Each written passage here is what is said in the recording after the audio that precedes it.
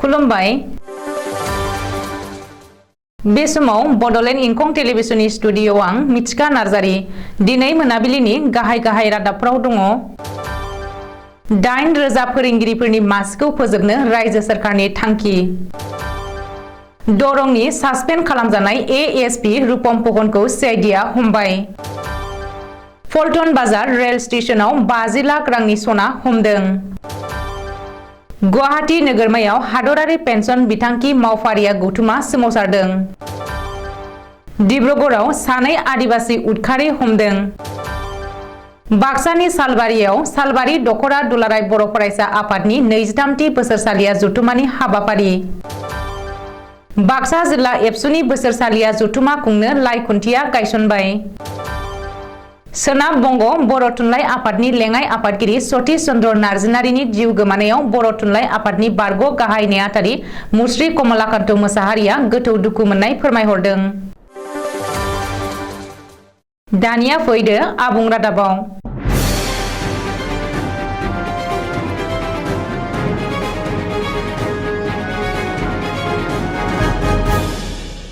आसाम सरकारा 8,000 फोरोंगिरि मासिखौ अरायनि थाखाय फोजोबसिगोन।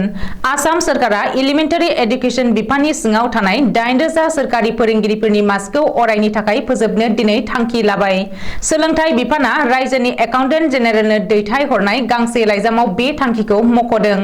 आसामनि सोलोंथाइ बिफाननि नेहाथारि बिजया चौधुरीया एकाउन्टेन्ट जेनेरेलनो लिंहरनाय लाइजामाव मख'नाय बायदिब्ला रायजो सरकारा थांखि लानाय बायदियै रायजोआव लांदां जानानै थानाय 8,000 फोरोंगिरिफोरनि मासिखौ अरायनि थाखाय फोजोबस्रांनाय जागोन। बै 8,000 मासिनि गेजेराव 4,265 मासिफोरा गुदि फरायसालिनि आरो 3,715 मासिफोरा गोजौ फरायसालिनि। मख'नो गोनांदि 2022 मायथाइनि मे दानाव आसाम सरकारनि केबिनेट मेलाव थांखि लानाय बायदियै सोलोंथाइ बिफाननि बै 8,000 मासिफोरखौ लांदाङै लाखिनाय जादोंमोन। गुबुन फारसे सोलिफु बोसोरनि जुलाइ दानावसो रायजोआव फोरोंगिरिफोरनि आंखाल जानायखौ सुफुंनो थाखाय सरकारा आलासि फोरोंगिरि एबा गेस्ट टिचार थिसननो थाखाय थांखि लादोंमोन आरो आसाम सरकारनि केबिनेट मेलाव आलासि फोरोंगिरिफोर थिसननो थांखि लादों होननानै सोलोंथाइ मन्त्रि डक्टर रनज पेगुआनो फोसावदोंमोन। जोबनायाव दरंनि सासपेन्ड खालामजानाय एडिशनेल सुपारिनटेन्डेन्ट अफ पुलिस सुंदयै एएसपी रुपम फुकनखौ हमबाय। सीआईडीआ गोलाव सम गोख्रों जेरा खालामनायनि उनाव एएसपी रुपम फुकनखौ एरेस्ट खालामदों।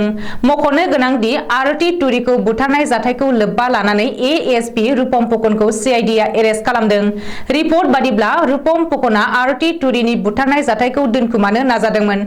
बेखौबो मख'नो नांगोनदि बे बुथारनाय जाथायखौ लोब्बा लानानै बावैसो तुला थानानि ओसी उत्पल बराखौ सीआईडीआ एरेस्ट खालामदोंमोन।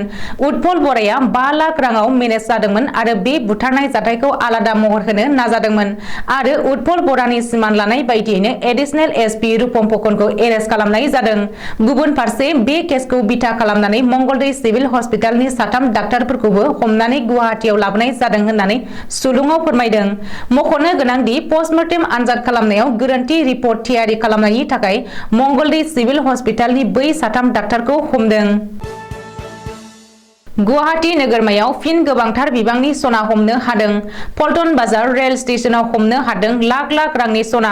सुलुङाव फोरमायथिनाय बायदिब्ला पल्टन बाजार रेल स्टेशनाव दिनै जीआरपीनि जवानफोरा सिग्रोमनानै राजधानी एक्सप्रेस रेलगारिनिफ्राय गोबांथार बिबांनि सना बोखांनो हादों। बबेखानि पल्टन बाजार रेल स्टेशनाव जीआरपीआ हमना मोननाय सनानि बेसेना खमैबो 50 लाख रां जागोन होननानै आन्दाज खालामनाय जादों। रिपर्ट बादिब्ला बोखांनो हानाय लाख लाख बेसेननि सनाखौ गुरा खालामनानै थफ्ला जुनानै गोख्रों सोलोजों लाबोखुमानो नाजादोंमोन स्मागलारफोरा। मख'नो गोनांदि बे सनानि थफ्लाजों लोगोसे रैखाथि बिफाना सासे स्मागलारखौबो हमनो हादों आरो हमजानाय स्मागलारखौ मोहम्मद साफी होननानै सिनायथिनो हादों। नेशनेल पेन्सन स्किम एमप्लयिज अर्गानाइजेशन एबा हादरारि पेन्सन बिथांखि मावफारिया गौथुमा दिनै गुवाहाटी नोगोरमायाव गोख्रों सोमावसारदों। हादरारि पेन्सन बिथांखि मावफारिया गौथुमा खानापारानिफ्राय दिसपुरसिम सोमावसारनाय हानजा सुरनानै गोजाम पेन्सन बिथांखिखौनो बहाल लाखिनो थाखाय सोरखारखौ दाबि खालामदों। रिपर्ट बादिब्ला हादरारि पेन्सन बिथांखि मावफारिया गौथुमनि सोमावसारनायाव भट जात्रायाव 500निबो बांसिन सुबुंफोरा बाहागो लादोंमोन। मख'नो गोनांदि बे सोमावसारनायनि जोहै सोमावसार सोमावसारग्राफोरा गोदान पेन्सन बिथांखिनि सोलाय गोजाम पेन्सन बिथांखिखौनो बहाल लाखिनो थाखाय दाबि खालामो। बबेखानि बे सोमावसारनाय हाबाफारियावबो बाहागो लानो फैनाय सोद्रोमाफोरखौ जायगा जायगा पुलिसा होबथादों होननानैबो खौरां मोननो हादों। आफार आसामनि डिब्रुगढ़ जिल्लायाव आदिबासी उदखारि आफादनि सानै सन्देह गोनां सोद्रोमा हमनो हादों।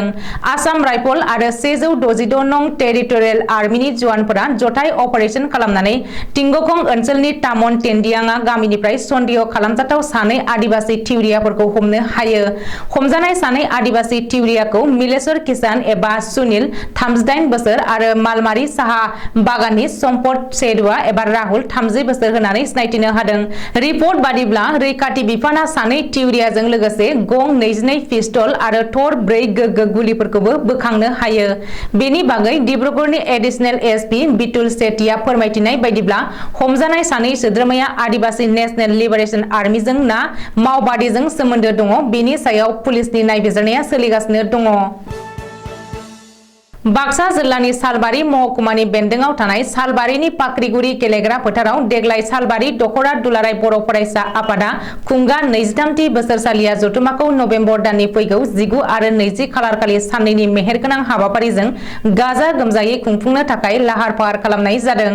बेनिखायनो दिनै लाइ खुन्थिया गायसननाय हाबाफारिखौ मावफुङो सालबारि दखरा दुलाराय बर' फरायसा आफादनि आफादगिरि मुस्रि देरहासात बसुमतारी आरो गाहाय नेहाथारि दिदोम गयारी आरो बानजाय आफादनि मासिगिरि सांगाराम बर', लिंथुमगिरि दीपक बर'मोनजों लोगोसे हेफाजाब होफायो दखरा एबसुनि गासै सोद्रोमाफोरा।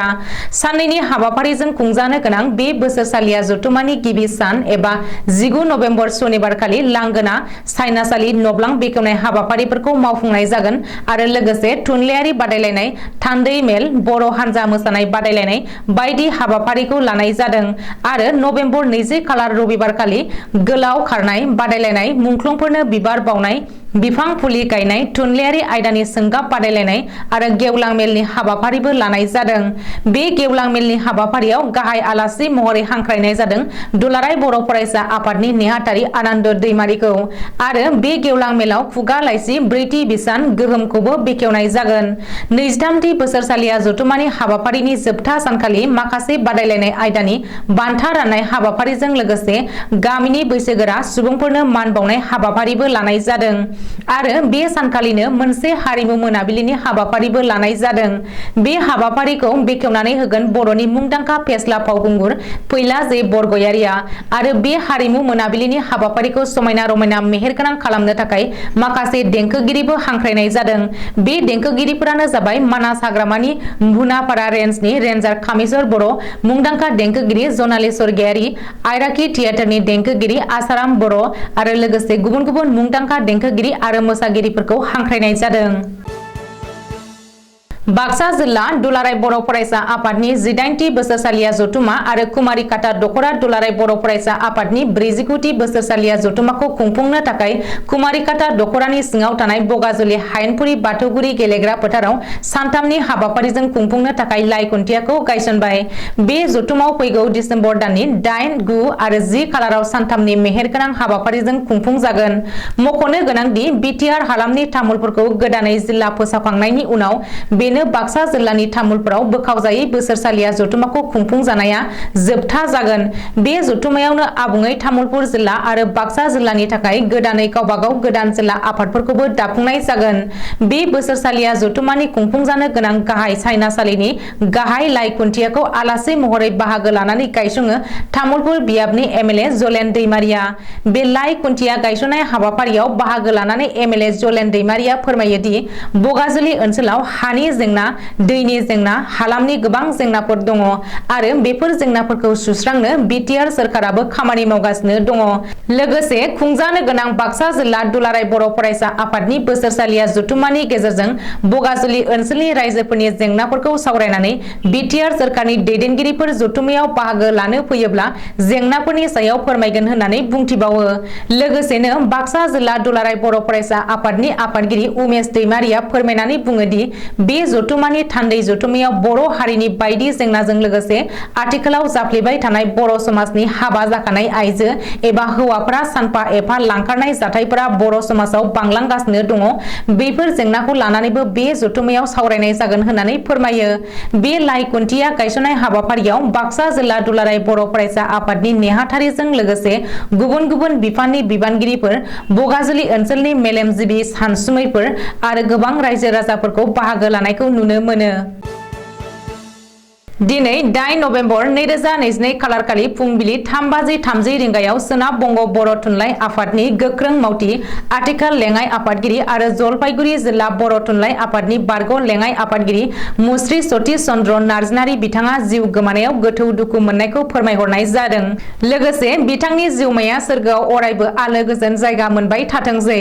बेनि थाखाय आफा इसोर आनान गसाइनि खाथियाव आरज गाबनाय जाबाय आरो दुखुथिया नखरनि सुबुंफोरनि फारसे गोथौ दुखु मोनफानायखौ फोरमायहरनाय जाबाय। बिथांनि जिउ गोमानायाव सोनाब बंग बर' थुनलाइ आफादनि सुफुंनो हायि खहा जाबाय आरो बर' हारिया सासे थार बर' थुनलाइ सिबियारिखौ खोमाबाय। दिनै मोनाबिलिनि रादाबा एसेनोसै। गोजोन्थों।